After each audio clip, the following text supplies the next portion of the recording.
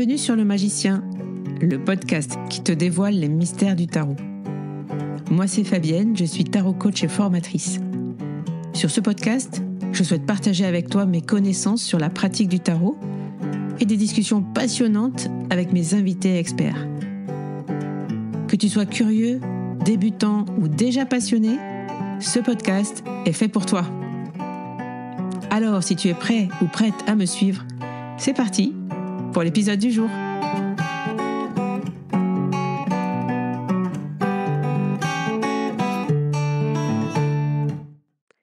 Après le grand passage initiatique de la mort, voici le retour du calme après la tempête.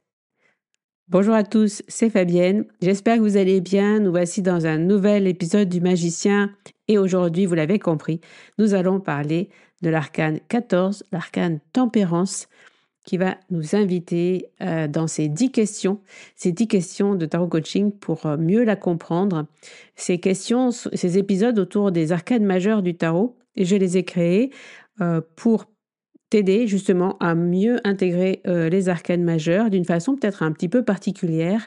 Je te parle un petit peu de l'arcane, mais vraiment à travers les questions qu'elles peuvent te poser. Et donc, nous voici partis pour les 10 questions de l'arcane Tempérance. Ces questions, qu'est-ce que tu peux en faire? Tu peux tenter d'y répondre toi-même pour voir où est-ce que ça va résonner dans ta vie. Tu peux journaler avec, prendre ton journal et puis prendre une question au hasard et puis venir y répondre. Tu peux noter ces questions pour savoir quelles sont les questions que tu peux te poser quand tu tombes justement sur l'arcane Tempérance, par exemple en quart du jour, tu vois. Mais c'est en aucun cas, encore une fois, une liste de questions qui seraient les questions à utiliser en tarot coaching. Vraiment pas du tout. Je le précise parce que j'ai reçu des questions à ce sujet-là. Ces épisodes ne sont pas là pour faire une énième liste de mots-clés ou de questions que tu devrais connaître par cœur. C'est vraiment des questions qui te permettent de mieux comprendre les arcanes, mais en aucun cas une liste de questions sur lesquelles tu dois t'appuyer pour tes interprétations. Par contre, de les travailler et de te poser toi-même, de te poser la question toi-même. Quelle question me pose Tempérance quand je la sors? Eh bien, ça va t'habituer justement à trouver tes propres questions et tes propres questionnements en tarot coaching. Donc, c'est parti après cette mise au point, c'est parti pour cet épisode sur Tempérance. Donc, Tempérance dans le tarot n'est absolument pas la carte de l'inaction. Souvent, on la prend pour une carte un petit peu, j'allais dire ouin-ouin, pas du tout ouin-ouin, non, un petit peu fade, voilà. Tempérance, c'est celle qui peut représenter l'expression « mets de l'eau dans ton vin ». Voilà, il faut arrondir les angles de tout le monde, etc. Pourquoi? Parce qu'elle s'appelle Tempérance et on va penser à la tempérance, tempérer ses émotions, etc. Mais là où elle arrive dans le tarot, elle n'est pas là, je pense, pour nous indiquer qu'on doit mettre de l'eau dans son vin. Et elle n'est pas une carte d'inaction. Au contraire, elle est une carte qui nous permet d'intégration. Et c'est pas facile. C'est pas simple. C'est pas une carte tout à fait simple, Tempérance. Et c'est pas une carte qui nous dit que tout va bien. Elle nous rappelle, d'abord, il faut se rappeler qu'elle arrive après la mort et qu'elle arrive avant le diable, et la tour. Donc, forcément, elle est une respiration, elle est un souffle bienvenu, justement. Comme j'ai dit dans l'introduction, le calme après la tempête. Et elle nous rappelle que dans chaque problème, il existe une opportunité et que dans chaque succès se cache un nouveau défi. Ça, c'est hyper important. Quand j'ai compris ça de Tempérance, ça m'a ouvert les yeux vraiment sur une carte essentielle. À mon avis, c'est une des cartes essentielles du tarot. Je sais pas, il y a les fans de Tempérance qui seront d'accord avec moi, et puis les autres qui trouveront toujours que c'est une carte fade et qui n'a pas qui n'est pas active. Mais dans tous les cas, elle nous apprend quelque chose d'hyper important et elle nous apprend que rien n'est jamais ni noir ni blanc. Et qu'on aimerait bien que tout soit calme, justement, peut-être dans nos vies. Mais elle nous apprend aussi que dans tout succès se cache un défi et que dans tout échec ou dans tout problème se cache une opportunité. Et que de s'habituer et d'arriver à comprendre cela nous amène justement à à cultiver une sorte d'homéostasie émotionnelle.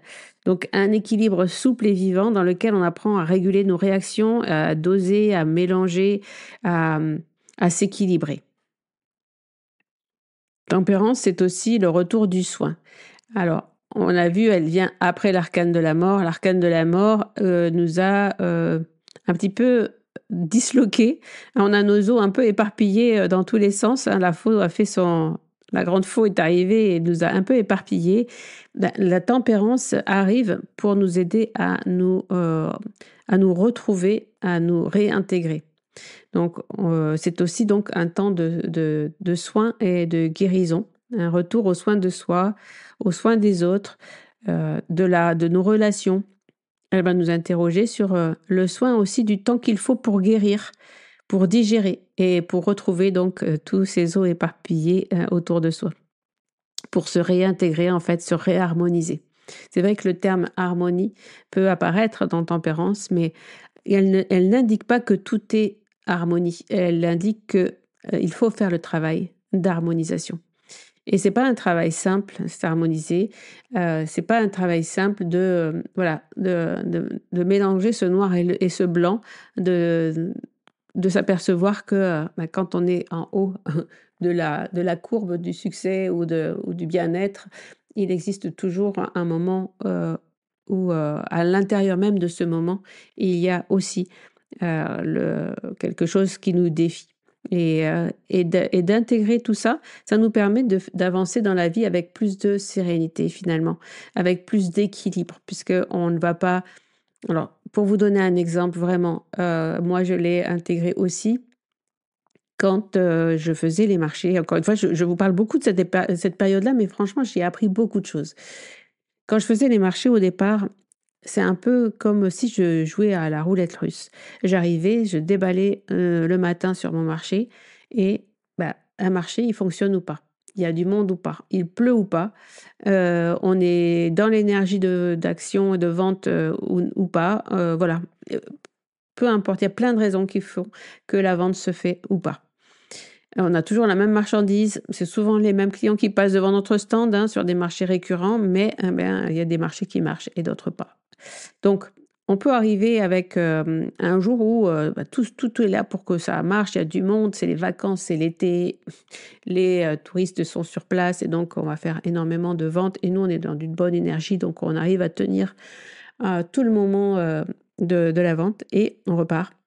On a bien gagné sa vie, on est content et donc notre énergie de joie est là et on a envie de faire plein d'autres choses, etc.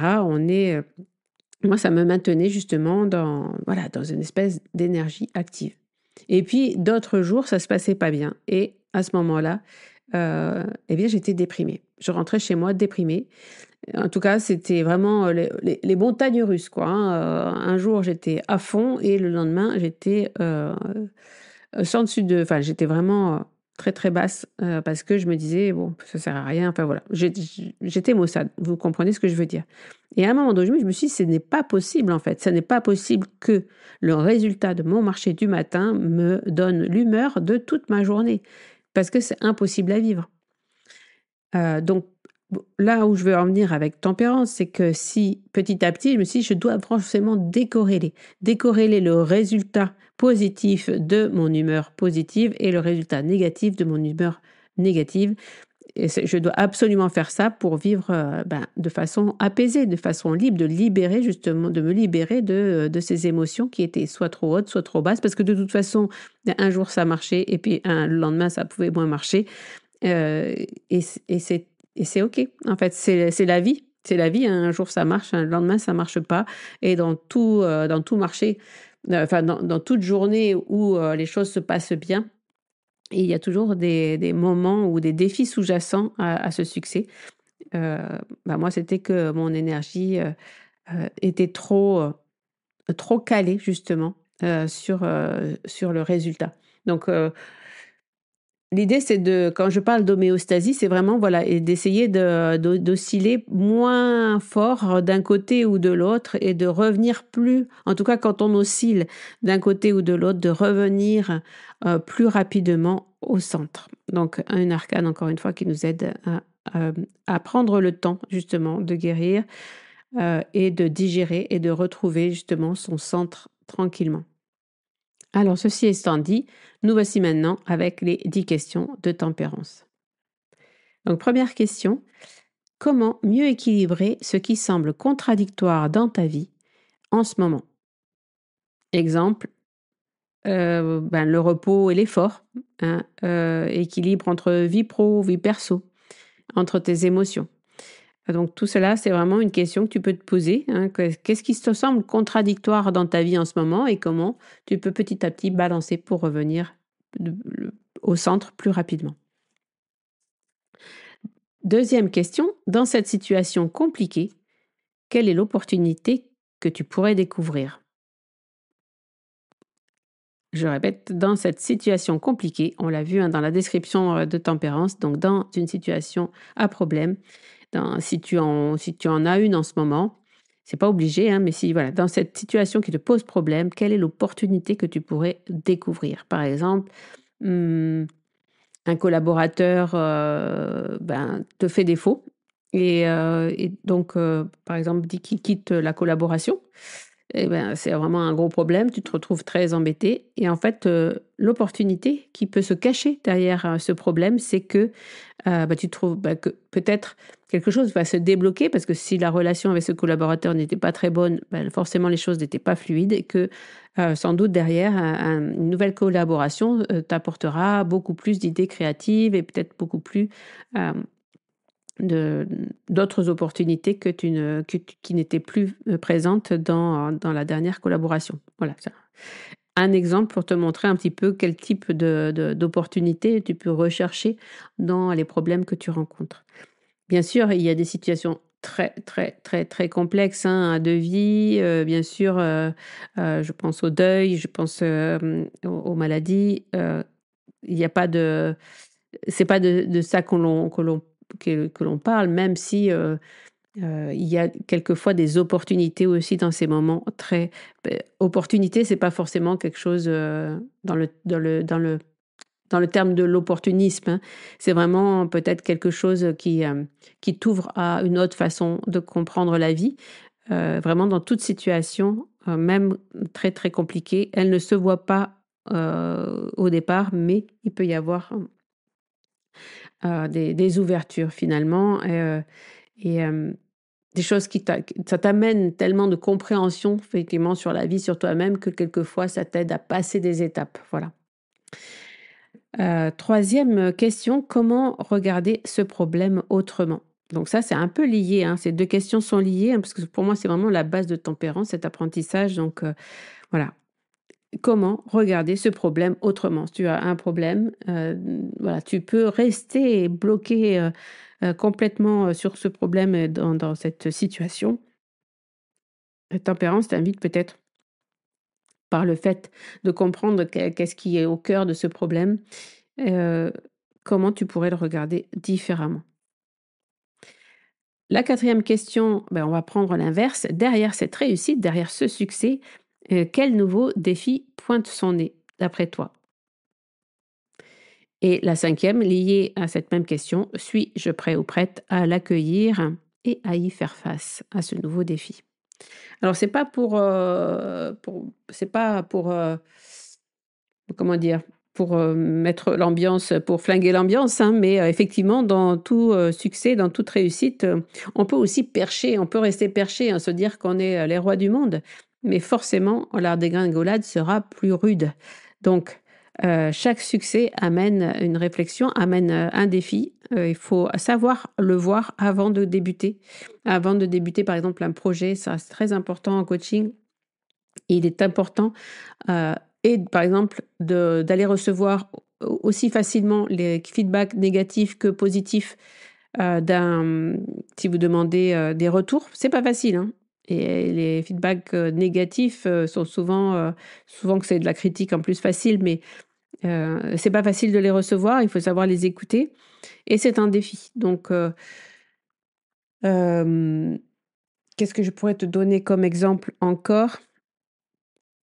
Dans les réussites se cache, le défi justement, de devoir peut-être aller plus loin, de gérer des nouveaux paradigmes, hein, alors là, je prends toujours un peu l'exemple des projets, hein, parce que c'est ça qui me parle le plus.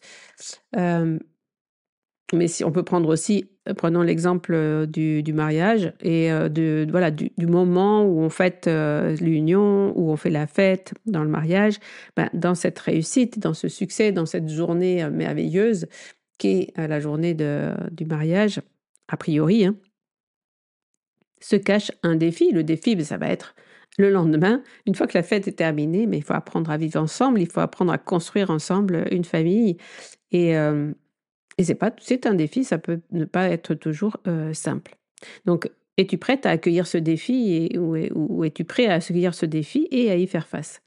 Je pense que d'apprendre à se poser régulièrement ces 5 questions, et là pour le coup, tempérance, c'est vraiment un arcane important, de comprendre ça dans sa vie, de les travailler, ces questions-là, de comprendre voilà, le sens de ces questions va t'aider. Va t'aider vraiment, en tout cas moi, elles m'ont vraiment beaucoup aidé à, à agir avec plus de sérénité et à être émotionnellement plus calme quand la vie m'amène soit effectivement des réussites, soit des succès, en tout cas d'arriver euh, à ne pas partir trop loin parce que sinon ça fatigue en fait.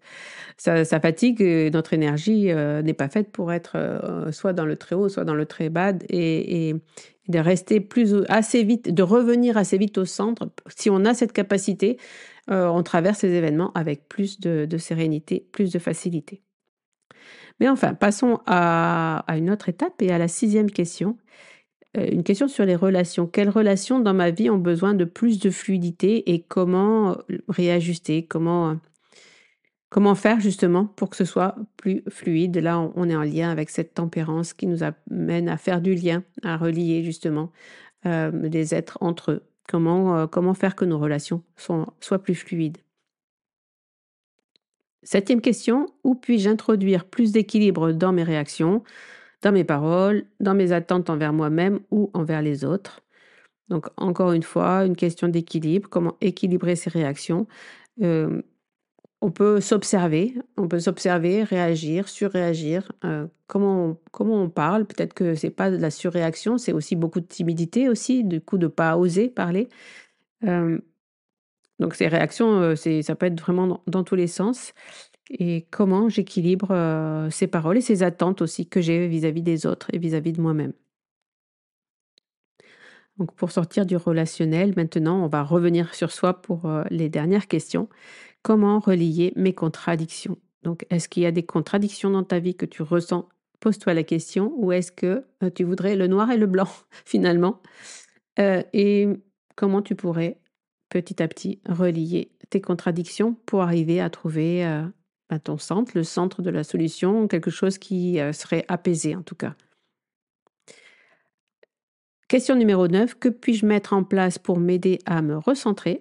Que peux-tu mettre en place pour t'aider à te recentrer et à retrouver de l'harmonie? Ça, c'est une question où le tarot peut t'aider à répondre, mais aussi toi-même, tout simplement. Que peux-tu mettre en place pour t'aider à te recentrer?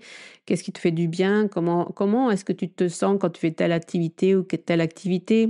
Où est-ce que tu reçois du calme, de la sérénité? Ça passe souvent par la joie, une joie simple. Et donc voilà, c'est important de trouver ces plans d'action finalement pour se recentrer. Moi, personnellement, j'ai encore une fois le yoga, euh, la lecture, le fait d'être seule, la marche en nature et la méditation. Et la 10e question, comment rester maître de ma vie en transformant mes excès, mes blessures, mes résistances en sagesse et en équilibre de vie? Alors, question philosophique, dernière question de tempérance, comment rester maître de ma vie en transformant mes excès, mes blessures, mes résistances en sagesse et en équilibre de vie? Voilà pour cette dernière question. Tu l'as compris et tu l'as senti sans doute avec tempérance. On entre dans une phase d'ajustement, d'équilibre, de guérison. On reprend du souffle, on reprend son souffle et on intègre ce qu'on a traversé. jusque-là dans ce périple des 22 arcanes majeures. Et l'histoire ne s'arrête pas là puisque bien, très vite, le diable va frapper à notre porte et il viendra révéler ce qui est encore accroché, ce à quoi on tient trop, ce qu'on refuse de voir en face. Il va nous provoquer et on le retrouvera le mois prochain. D'ici là, si tu as envie de nous rejoindre sur la masterclass Libère tes émotions grâce au tarot et au journaling, j'anime cette masterclass samedi prochain, le 17 mai. Je te mettrai le lien d'inscription en barre de cet épisode et en barre d'infos de cet épisode, pardon. D'ici là, je te souhaite une belle semaine. On se retrouve lundi prochain, comme tous les lundis, sur Le Magicien. Bye bye. Un grand merci d'avoir écouté cet épisode. Si tu veux soutenir Le Magicien, n'hésite pas à laisser un commentaire sur ta plateforme préférée. Parle-en autour de toi pour nous aider à faire grandir la communauté. Et pour toujours plus de contenu inspirant autour du tarot, je te dis à la semaine prochaine dans un nouvel épisode.